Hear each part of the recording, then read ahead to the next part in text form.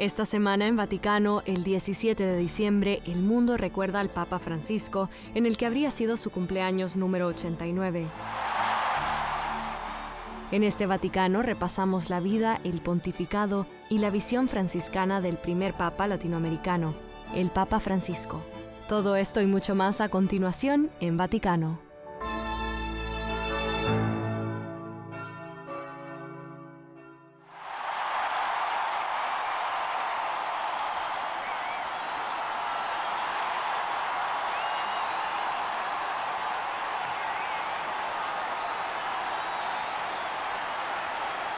Antes de Francisco nunca había habido un papa argentino. Fue el primer papa del Nuevo Mundo, el primer papa latinoamericano en la historia.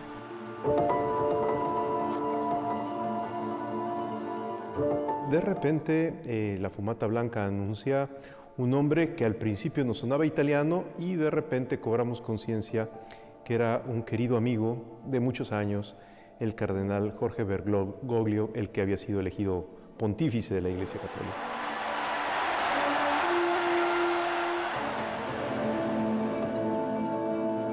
Dijimos, es uno de los nuestros. Es decir, la sensación de que alguien que conoce nuestras calles, nuestro pueblo, que ha olido América Latina, que sabe cómo se modula la religiosidad popular latinoamericana, era elegido vicario de Cristo. Caray, fue una experiencia muy, muy profunda. There is one fundamental feature that Pope Francis. Hay una característica fundamental que el Papa Francisco trae consigo desde Argentina, desde América Latina a Roma, un diálogo vivo entre la tradición de los orígenes y la experiencia del rostro viviente de hoy. On the one hand, you have the faith of the people. Por un lado tienes la fe del pueblo, la piedad popular que en América Latina se ha vuelto enormemente importante y que es la base de la teología del pueblo y de la cultura del Papa Francisco. Por otro lado tienes los orígenes, tienes una teología dogmática que tiene la tarea de defender los orígenes y tienes una teología popular, una pastoral que debe elaborar la fe del pueblo hoy y deben estar continuamente en relación entre sí. That has to elaborate the faith of the people today, and they must stand continually in relation to one another.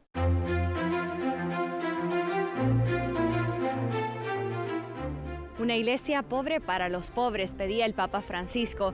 El Papa Francisco ha estado profundamente comprometido en abogar por y servir a los más necesitados a lo largo de su vida. Sus raíces en Buenos Aires moldearon profundamente su perspectiva sobre el papel de la iglesia en la sociedad.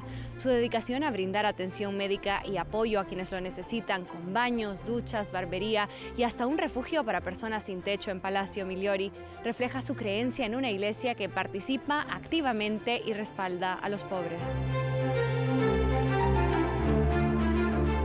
Su conexión con los barrios marginales de Buenos Aires, como las villas Miseria, subraya su compromiso de permanecer conectado con las realidades más humildes y abogar por la justicia social. Su elección al papado no rompió este vínculo, más bien parece haber fortalecido su determinación para defender la causa de los pobres a escala global. Me acuerdo de las primeras imágenes y era que mostraban los zapatos, ¿sí? Bueno, ahí te sintetiza. Él llevó el caminar que tenía en el barrio, lo llevó a su caminar en la Iglesia Universal. Yo hablaba de cercanía y creo que es una cuestión teológica, ¿sí? La teología de la cercanía de Dios. Él llevó eso y llevó también el realismo y la apertura. La iglesia que no mira para el costado cuando hay un problema, sino que lo asume, ¿sí? Aún equivocándose, ¿no? Como él dijo desde el primer día, prefiero una iglesia de campaña a una iglesia encerrada en la sacristía. Creo que esa iglesia de campaña, que acá en los barrios populares lo fue desde el inicio, hace más de 50 años, él lo llevó a Roma. Y esa iglesia pobre y para los pobres de acá de Buenos Aires la llevó para allá. La elección del Papa Francisco como el primer Papa latinoamericano fue un momento histórico no solo para los argentinos, sino para toda América Latina y la comunidad católica de habla hispana en todo el mundo. Su elección marcó un hito importante al ser el primer Papa no europeo en muchos siglos. y rezar y desear para que el Señor me bendiga. Tanto el Papa Benedicto como Juan Pablo II hablaban español, pero escucharlo con un acento argentino marcó una diferencia notable. Fue maravilloso escucharlo en nuestro propio idioma. Además, fue significativo que comprendiera nuestras raíces y de dónde veníamos, así como también nuestras aspiraciones hacia dónde queríamos dirigirnos. Considero muy apropiado que tanto el Papa Francisco como el Papa Benedicto hayan elegido una Jornada Mundial de la Juventud como su primer viaje internacional. Fuimos alrededor de 3 millones de personas en Copacabana y la vivencia fue asombrosa. Escucharlo hablar en nuestro idioma fue extraordinario y claro, esa Jornada Mundial de la Juventud estuvo mayormente compuesta por latinoamericanos. A partir de ahí nos dimos cuenta de cómo serían las cosas, no necesariamente de manera negativa, sino simplemente diferente. Durante 8 años, el arzobispo mexicano Jorge Carlos Patrón Wong colaboró estrechamente con el Papa Francisco en Roma antes de ser designado arzobispo de Jalapa, Veracruz, México. Para él, el Papa Francisco conectó con él en un nivel más profundo que simplemente el lenguaje. América Latina es un continente singular que tiene ya 500 años de evangelización, entonces se combina una madurez y una juventud. Y se nota en el Papa Francisco, porque hay una madurez teológica, eclesiástica, pero al mismo tiempo un dinamismo muy práctico en la América Latina. También se nota en que el lenguaje del Papa Francisco, el modo de comunicación es muy latinoamericano, con palabras, gestos, imágenes que son muy cercanos a la gente, pero que tienen una profundidad teológica y religiosa extraordinaria. El Papa Francisco recorrió diversos países de América Latina, entre los que se encuentra Cuba, Chile, Ecuador, Colombia, Brasil, México y Panamá. En Brasil, el contacto con los jóvenes, si bien no era un viaje planificado por el Papa Francisco, esa multitud, esa movilización es muy importante, sobre todo porque Brasil es el país más numeroso y con más desarrollo industrial del continente. Y los jóvenes, que no son el futuro, sino el presente, apoyando al Papa, la juventud del Papa Francisco, eso fue muy significativo. En segundo lugar, el viaje a Chile, Bolivia, el encuentro con los movimientos populares, su prédica en Santa Cruz de la Sierra, donde se dio el segundo encuentro de los movimientos populares, donde él dice que hay que convertir la pasión en acción comunitaria. En Colombia, por ejemplo, ¿no?, donde se estaba llevando adelante este histórico, largo y lento camino por el diálogo social, por la paz, fue muy importante que el Papa estuviese allí, que visibilizara ese proceso, que escuchara todas las voces. Yo creo que en cada país de América Latina el Papa ha tocado justamente esos botones que son los resortes de un futuro esperanzador. José Manuel de Urquidi, participante mexicano-estadounidense en el Sínodo de la Sinodalidad, convocado por el Papa Francisco en Roma, destaca que la comunidad latina en Estados Unidos tuvo una ventaja notable gracias a la conexión cultural compartida. Esta relación no solo simplificó la comprensión del Papa, sino que también posibilitó percibirlo como un ser humano cercano y accesible. Este es un Papa que acepta 100% ser persona, no está alejado, no se convirtió en un ángel, no es un santo en vida. Es una persona cercana y es espontáneo en todo lo que eso significa. Dice frases, dice comentarios, platica historias, luego empezó a estar muy cercano a la gente, hablando por teléfono, etcétera, etcétera. Pues bueno, esas cosas son muy latinos. A lo mejor a otras personas les pudieran parecer extrañas, ¿no? O sus formas a lo mejor de platicar algunas cosas, de reaccionar en algunos momentos, superhumanas, ¿no? Entonces, bueno, yo creo que para los latinos en lo general, pues sí es mucho más sencillo de entender por el idioma, por la cultura, por la forma de vivir, ¿no? De hablar, de vivir, de tomar decisiones, etcétera.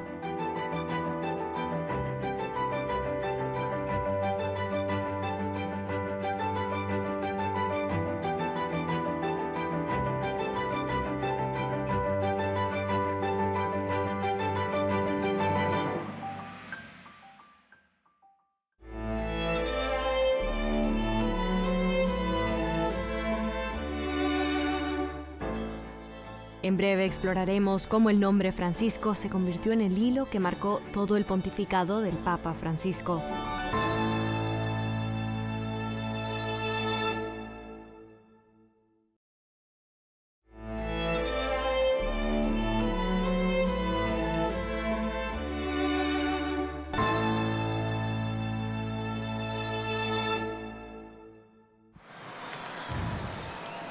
Annuncio vobis gaudium magnum. Habemus papam.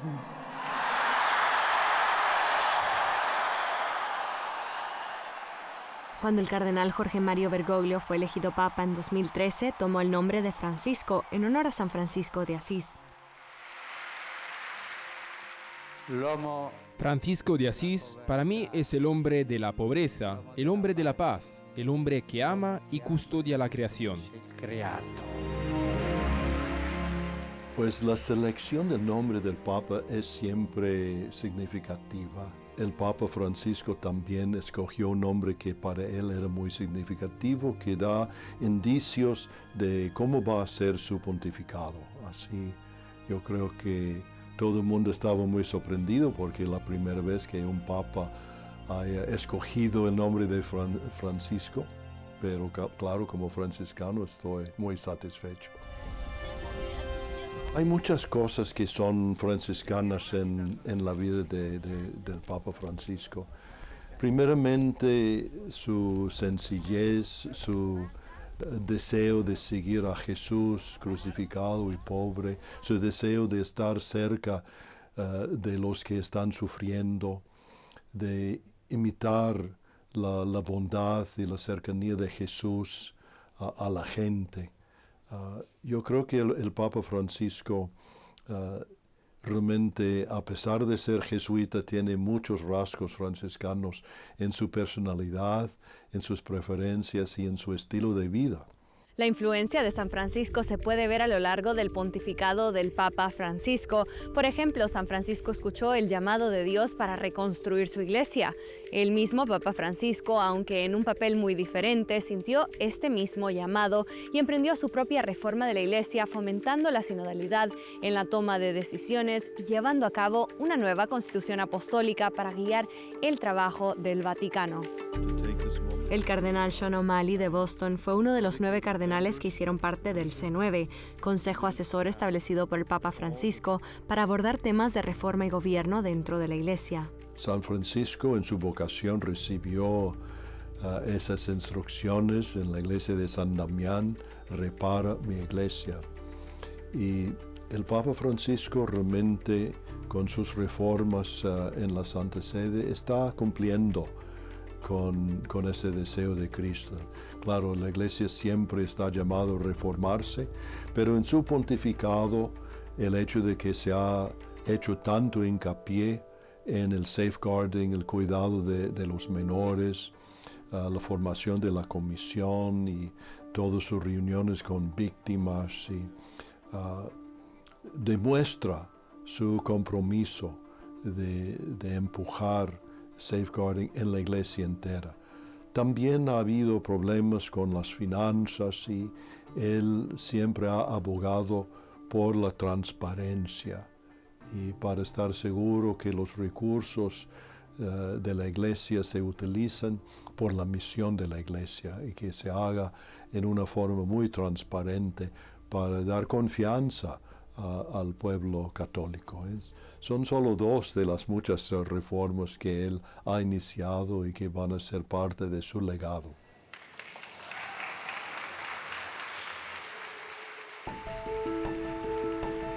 Al mismo tiempo, el Papa Francisco abogó por el cuidado de nuestra casa común en su encíclica de 2015, Laudato Si, cuyo título fue tomado del Cántico de las Criaturas de San Francisco, y la exhortación de 2023, Laudate Deum, que da continuidad a la reflexión sobre la crisis climática.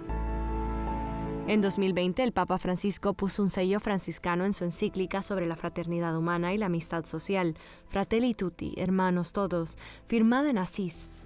Desde pequeñas cosas como elegir un vehículo sencillo y llamar frecuentemente por teléfono a las personas, hasta cosas más grandes, el Papa Francisco franciscanizó el Vaticano y la Curia romana, dice el portavoz franciscano, padre Enzo Fortunato. Pensiamo alla barbería per Ciertamente en el Vaticano el Papa Francisco ha tomado decisiones que están a la vista de todos.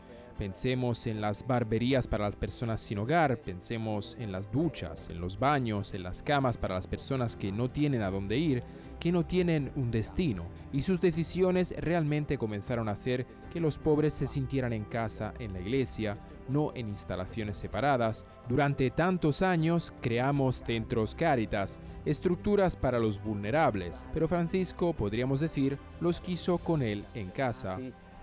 Invece Francesco, potremmo dire, li ha voluti con sé in casa. Grazie padre che è venuto a trovarci, non pensavo mai di averlo incontrato. A lo largo de su pontificado, el Papa Francisco incluso visitó Asís, más que cualquier otro lugar fuera de Roma. La similitud también ha sido notada en conventos franciscanos como el de Santa Clara en Roma. Él dejó una huella franciscana. Principalmente, según yo, lo que creo que me dejará es este sentido de respeto hacia el otro y de comprensión. El otro en un sentido muy amplio, pero también el otro como hermano, el otro como criatura y esta solicitud, este cuidado por el medio ambiente y por toda la creación. En la sede de Roma de los frailes menores franciscanos, el ministro general, el sucesor número 121 de San Francisco mismo, vio el parecido entre el santo y el papa en la visión del pontífice para la Iglesia. Le priorità del pontificato mi sembrano queste. Sicuramente. Las prioridades del pontificado me parecen estas. Ciertamente, el lugar central de los pobres, la urgencia de la evangelización en nuestro tiempo. San Francisco fue un evangelizador y nos envió a predicar el Evangelio, y esta ansiedad se siente en el Papa, y diría también esta universalidad muy grande que destaca en el servicio petrino del Papa Francisco, que San Francisco en su tiempo tuvo muy claro cruzando fronteras, y este encuentro, esta búsqueda, incluso aquí obstinada, de encuentro con el mundo musulmán que el Papa promueve. Algunos, incluso en la Iglesia, lo llaman ingenuo, dado que podría ser difícil realmente dialogar con ese mundo, pero incluso aquí me parece que el Papa ve más lejos, comprende el valor de los signos. Ma anche qui mi sembra che il Papa vede più lontano, ha presente il valore dei segni. Durante su pontificado, el Papa Francisco visitó más de una docena de naciones con mayoría musulmana, promoviendo y alentando lo que llamó fraternidad humana, la convivencia pacífica. El Papa Francisco forjó una estrecha relación con el gran imán de Al-Azhar, también en Egipto. A principios del siglo XIII, San Francisco también visitó a un sultán musulmán egipcio. Él tenía un amigo cercano en otro líder musulmán en Buenos Aires, el jeque Omar Abud, antes de convertirse en papa. Le da a San Francisco un tipo de valentía particular dentro de la historia. Bueno, esa misma valentía es la valentía también que tiene hoy el Papa Francisco, no solamente en términos de exigir la paz, de decir no a la guerra, sino que estamos ante las puertas, quizás, de una de las más importantes voces en referencia, ¿no es cierto?, a la visión geopolítica que existe en el mundo moderno. La Tercera Guerra Mundial, de a pedazos, no es un eslogan, es una realidad. Entonces, en ese sentido, en un tiempo también que tenía alguna particularidad bélica, animarse a hablar, acercarse e intercambiar, no es toda la solución del conflicto, pero sí es una parte de la solución seguramente. Un mensajero de paz y diálogo. Las múltiples conexiones entre el santo del siglo XIII y el papa del siglo XXI son numerosas. Al retroceder en el tiempo, el simple acto de Jorge Mario Bergoglio, al elegir el nombre de Francisco en su elección, puede ahora entenderse como hilo conductor que enlaza y define su pontificado.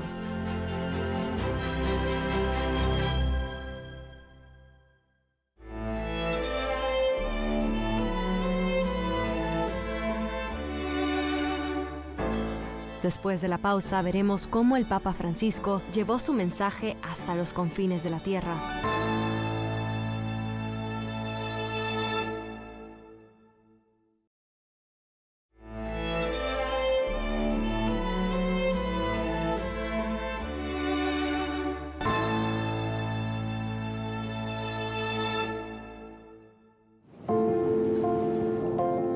Apenas unos meses después de su elección, la primera visita del Papa Francisco fuera de Roma lo llevó a la isla de Lampedusa, el 8 de julio de 2013.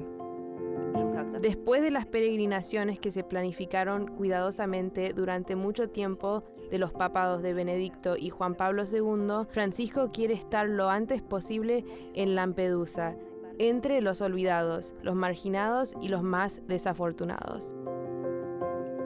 Esta elección marcó la pauta de su pontificado, un papa de las periferias. El primer gran viaje internacional del Papa Francisco le llevó a Río de Janeiro para la Jornada Mundial de la Juventud, originalmente planeada por Benedicto XVI. Se convirtió en el escenario de Francisco para inspirar a los jóvenes católicos. En nombre del Padre, del Hijo y del Espíritu Santo.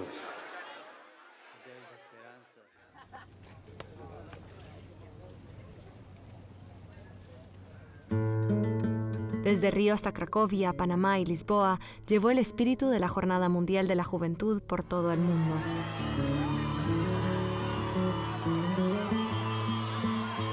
Durante más de 13 años, Domenico Gianni protegió a 3 papas como máximo responsable de seguridad del Vaticano: Juan Pablo II, Benedicto XVI y Francisco. Gestionó más de 100 viajes papales, incluidas diversas visitas a zonas de conflicto, además de los más habituales grandes eventos públicos. En realidad, se trata de haber visto y vivido situaciones en las que me imaginaba a mí mismo como la persona que ayudaba a Pedro a llevar una carga. Es por eso que siempre he sostenido que el Papa es el mayor cirineo de la humanidad, porque realmente porta la cruz de toda la humanidad.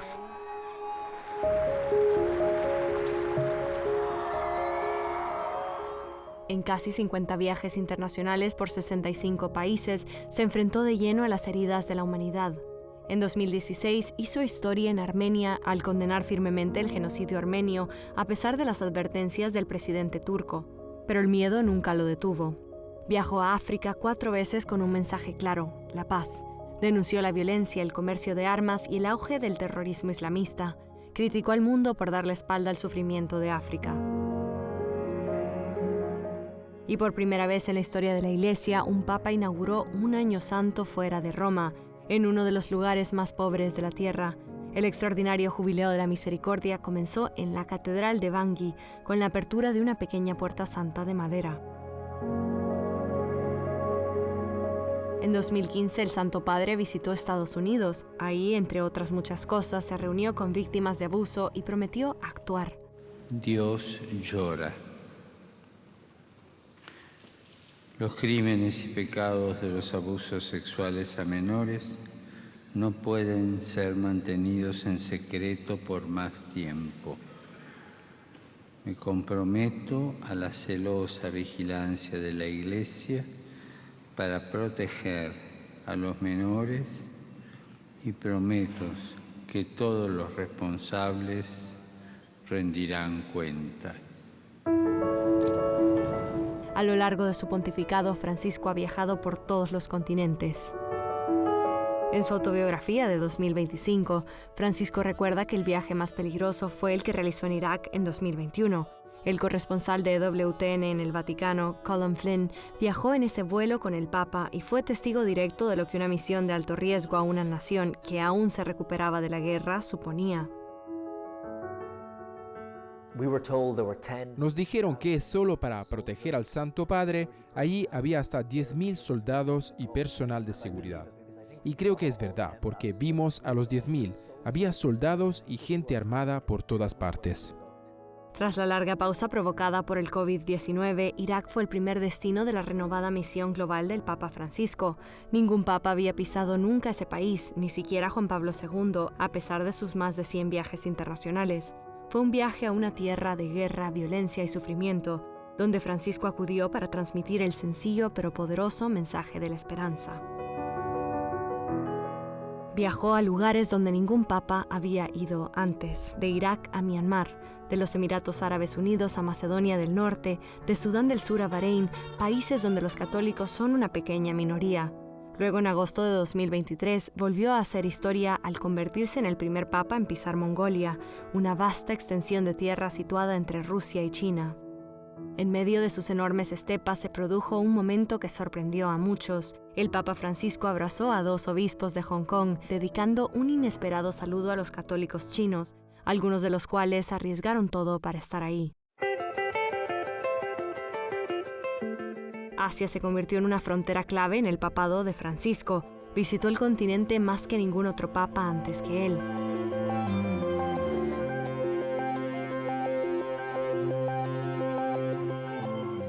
Luego, en septiembre de 2024, llegó su viaje más agotador, el sudeste asiático y Oceanía. 12 días, 4 naciones, 33.000 kilómetros. Indonesia, Papúa Nueva Guinea, Timor Oriental y Singapur. Subrayó incansablemente la necesidad de paz en el mundo a lo largo de todo su pontificado, y como peregrino de la paz, recorrió cientos de miles de kilómetros, llegando a menudo a los rincones más recónditos y conflictivos de la Tierra.